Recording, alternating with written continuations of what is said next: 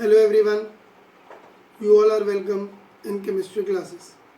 We are continuing with the chapter Basic Concepts of Chemistry. Till yesterday or in the previous video, we have discussed or we have studied about mole concept, empirical formula, molecular formula and how to calculate empirical and molecular formula. Today we are proceeding towards one of the most important aspect of this chapter, that is numericals based upon chemical equations.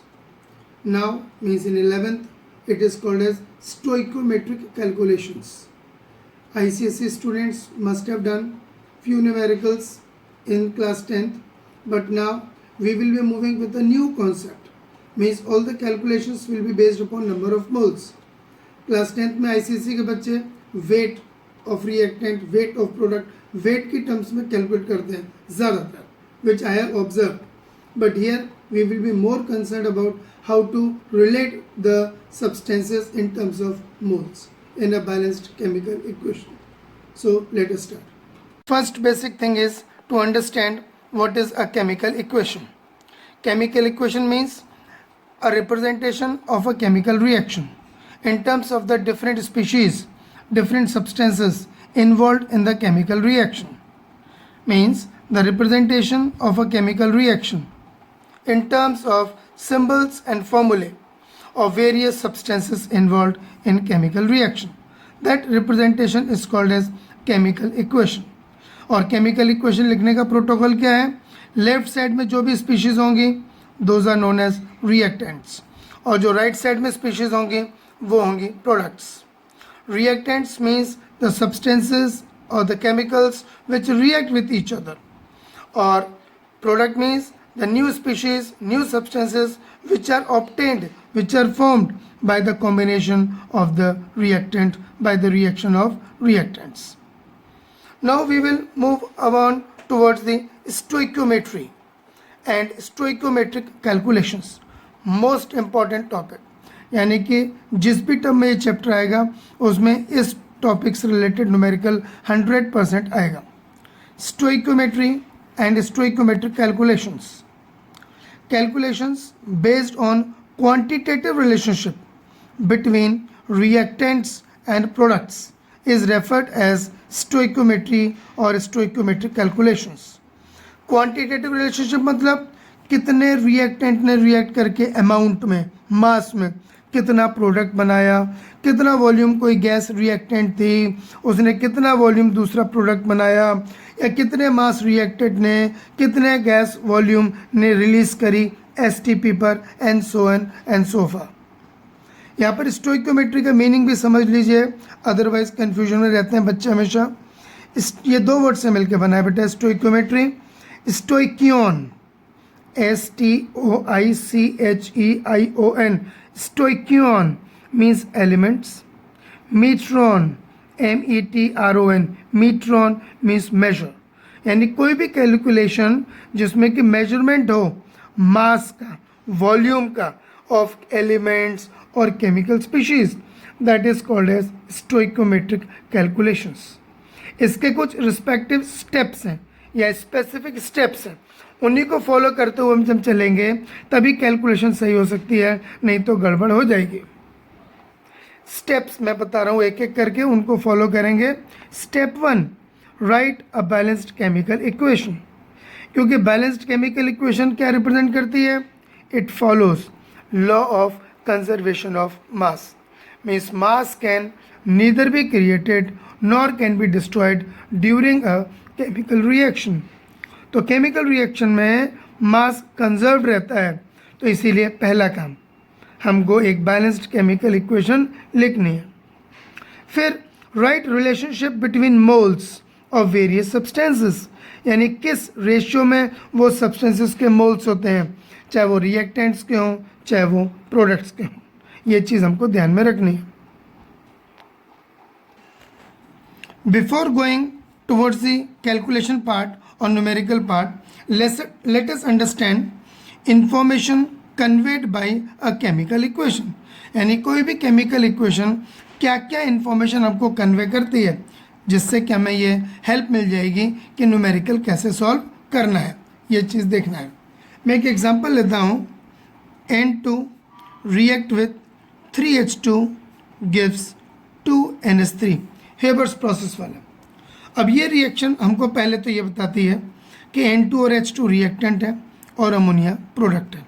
Number 1, N2 और H2 1:3 के ratio में combine करते हैं इन terms of moles. ये ध्यान रखना, यानी हम ऐसे कह सकते हैं एक molecule N2 react with 3 molecules of hydrogen to give 2 molecules of ammonia। Molecule के टर्म में हो गया, ठीक है कि नहीं। या फिर हम ऐसे बोल सकते हैं 1 मोल N2 react with 3 mole H2 to form 2 mole ammonia. Molecules में टर्म बोले तो Na के बराबर मॉलिक्यूल यानी 6.023 into 10⁻23 molecules of N2 react with 3 Na molecules of hydrogen, 3 into 6.023 10⁻23 molecules to form 2 Na molecules of ammonia, यानी कि 2 into 6.023 10⁻23 molecules of ammonia, ये बताएगा। ठीक, 1 2 3। चौथी चीज़ mass, 28 gram of nitrogen, 28 gram of nitrogen react with 6 gram of hydrogen to form 34 gram of ammonia.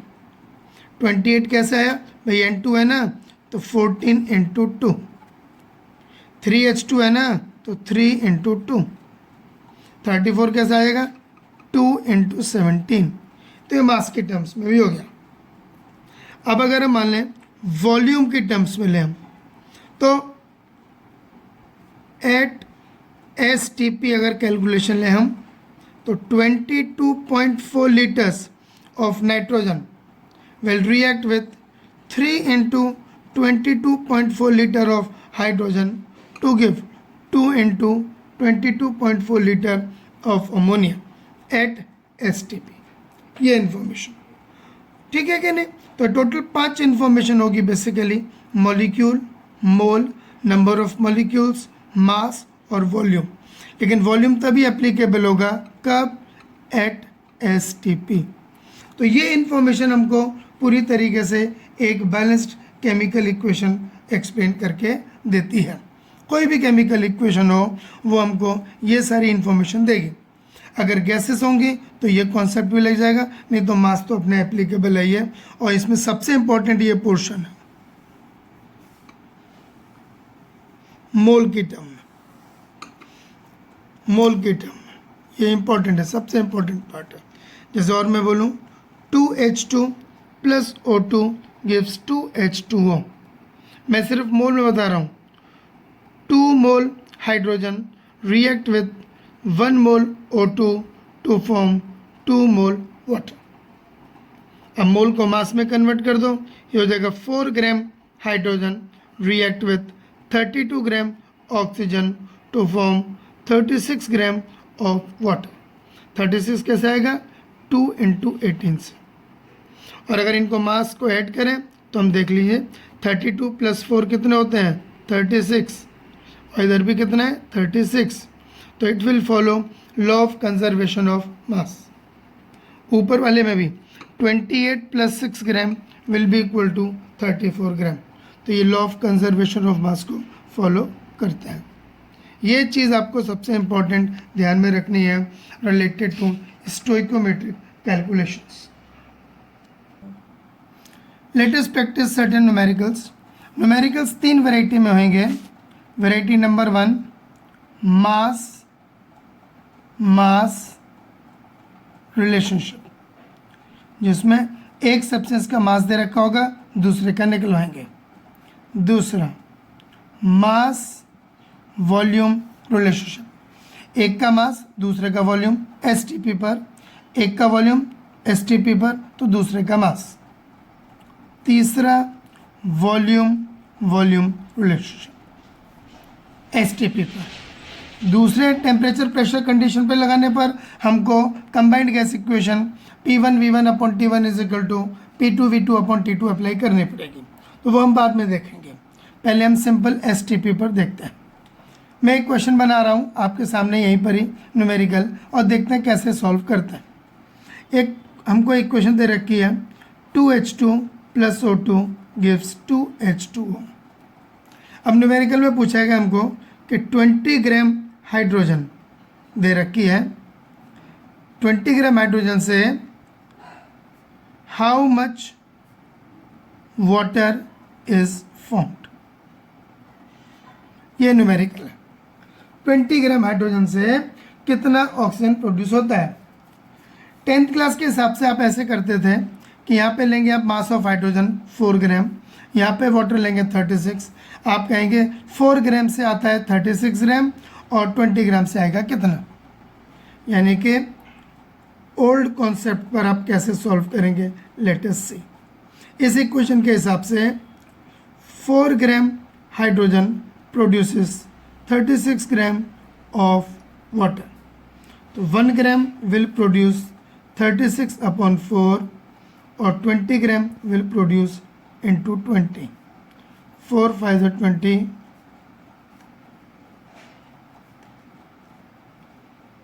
180 ग्राम। ये एक तरीका है ओल्ड कॉन्सेप्ट के हिसाब से, मेथड 1। अब मैं दूसरा मेथड बता रहा हूं, मॉडर्न कॉन्सेप्ट या यूजिंग मोल कॉन्सेप्ट। इसमें हम क्या करते हैं, जो सब्सटेंस गिवन है, जैसे 20 ग्राम हाइड्रोजन गिवन है, उसके नंबर ऑफ मोल्स निकालें। Number of moles of hydrogen 20 upon T2 gives 10 mole. Simple, ये हाइड्रोजन होगा 10 मोल, राइट। अब हम क्या करें, हमको गिवन है हाइड्रोजन, हमको मास निकालना है किसका, वाटर का। According to the chemical equation the ratio between moles is 2:2, और इधर हाइड्रोजन के मोल कितने हो गए, 10 मोल का रेशियो है ये, तो ये ले लीजिए x। यूजिंग रेशियो प्रोपोर्शन और using unitary method you can write down now, ये हो जाएगा x upon 2 is equal to 10 upon 2 और x is equal to 10 mole. ठीक, x हो गया 10 मोल ऑफ वाटर फॉर्म्ड। तो वाटर के मोल हो गए कितने, 10 मोल।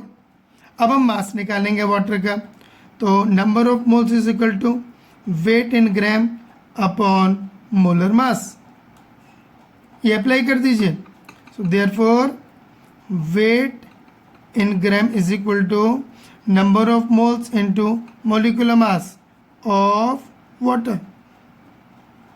ये हो जाएगा नंबर ऑफ मोल्स है 10, मॉलिक्यूलर मास होता है 18, तो हो जाएगा 180 ग्राम।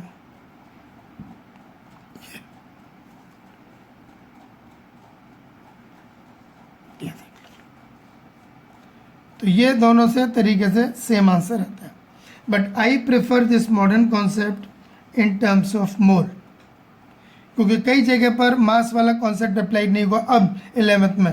तो try to solve the numericals by taking number of moles. इसी तरीके से अगर इसी में पूछते हैं how much water is found, पूछा था हमने, हम पूछ रहे 20 ग्राम हाइड्रोजन से कितना ग्राम ऑक्सीजन रिएक्ट करेगा। How much O2 is required to react with 20 gram H2। तो अब देख लीजिए, यहाँ पे लिख लीजिए हाइड्रोजन इज 2O2, दोनों में रेशियो मोल का क्या है 2:1 इन टर्म्स ऑफ मोल्स। अब हाइड्रोजन के मोल हमने कितने निकाल लिए थे 10, तो ये हो जाएगा x। तो अब इसको सॉल्व करेंगे तो क्या होगा, x/1 इज इक्वल टू 10/2। तो x कितना आ जाएगा, 2 मोल, 5 मोल, ठीक है, 2 मोल एंड देन 5 मोल, क्योंकि हाइड्रोजन के मोल से वो क्या है, हाफ है। 2 मोल हाइड्रोजन है तो 1 मोल O2 यूज होता है, 10 मोल हाइड्रोजन होगा तो 5 मोल। अब हम लिख सकते हैं mass of O2 is equal to number of moles into molecular mass. तो 5 इंटू 32, 160 ग्राम, दैट्स इट, ठीक है। अब अगर आप उसको law of conservation of mass को फुलफिल करना है तो 160 ग्राम है O2 के और 20 ग्राम है H2 के,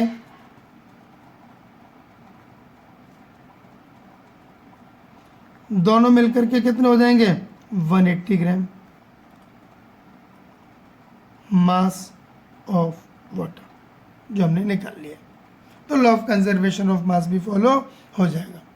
तो यानी कि मेरा ऑब्जेक्टिव क्या है आपको समझाने का, कि अगर आप नंबर ऑफ मोल्स की हेल्प से सॉल्व करेंगे तो दैट विल बी बेटर, आगे के न्यूमेरिकल्स में आपको हेल्प मिलेगी। एक मैं वॉल्यूम पर बेस्ड क्वेश्चन दे देता हूँ।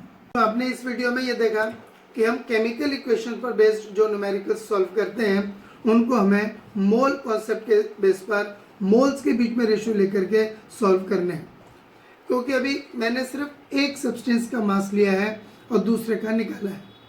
कभी कभी क्या होगा, दो सब्सटेंस के मास दे रखे होंगे फिर निकालना होगा तो प्रॉब्लम आएगी।